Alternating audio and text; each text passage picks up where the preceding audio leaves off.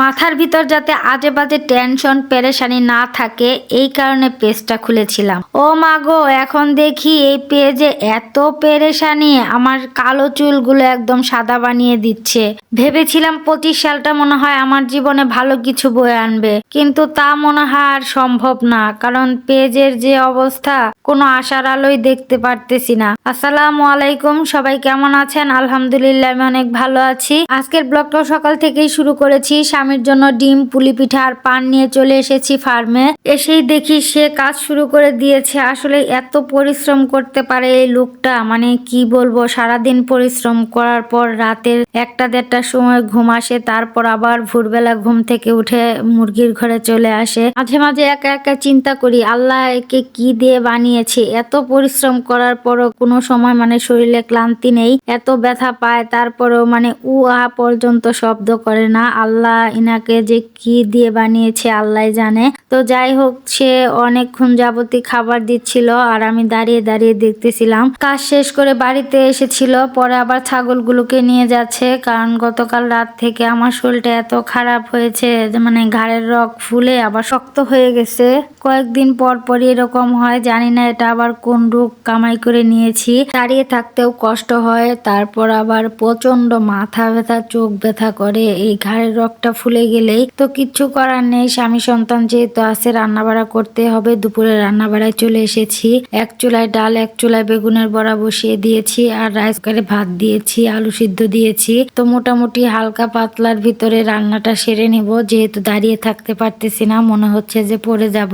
ছেলেকে বারবার টাকাটাকি করতেছিলাম যে অনেক কষ্ট লাগতেছে। ছেলে বলতেছে তুমি ডাক্তারের কাছে যাও। আসলে ছোট মানুষ কি বলবে, আমি তো জানি আমার এই রোগের কাহিনী কি। আমি যখনই বেশি দুশ্চিন্তা করি তখনই আমার ঘাড়ের রগ ফুলে যায় আর আমার শরীরের অবস্থা খুবই খারাপ হয়ে যায়। ছেলেকে এটা কিভাবে বোঝাবো। আসলে এই পেজটা আমার অত্যন্ত মানে একটা লক্ষ্যের জায়গা, উদ্দেশ্যের জায়গা। এই পেজটা নিয়ে আমি ইদানিং অনেক টেনশন করতেছি। আসলে কি হবে কিছুই বুঝতে পারতেছি না। অনেক আশা, অনেক স্বপ্ন নিয়ে বসেছিলাম এতদিন যে জানুয়ারি মাসে হয়তো বা কিছু একটা হবে, সেটাও কোনো কিছুই দেখতে পারতেছি না, যার কারণে মানে মাথাটা পুরাই নষ্ট হয়ে গেছে।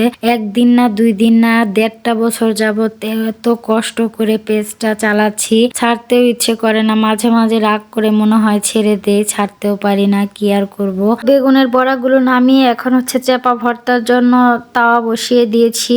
তেল, পেঁয়াজ কুচি, রসুন কুচি, কাঁচামরিচ কুচি, লবণ, হলুদ সবকিছু দিয়ে নিচ্ছি। একটু ভেজে নেওয়ার পর তারপর হচ্ছে চেপাগুলো দিয়ে দিব। আমি আসলে এভাবেই ভর্তা করি।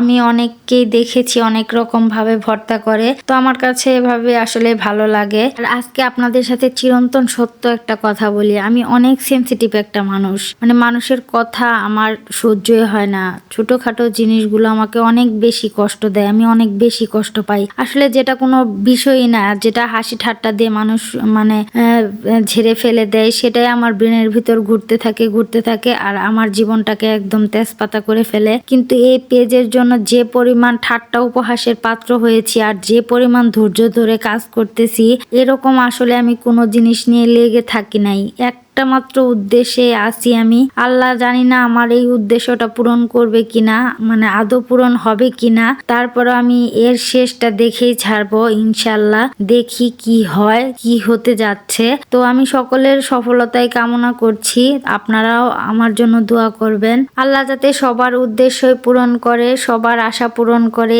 এই দোয়াই করি সব সময়। আমি যেরকম কষ্ট করতেছি আরেকজন ওই রকম কষ্ট করে, তাই আল্লাহ আমাদের সবার আশাই পূরণ করুক। তো চা আর পিঠা ভাজা শেষ করে তারপর স্বামীকে দিয়ে দিয়েছি। তো আজকে এখান থেকে বিদায় নিয়ে নিচ্ছি। সবাই ভালো থাকবেন, সুস্থ থাকবেন। আল্লাহ হাফেজ।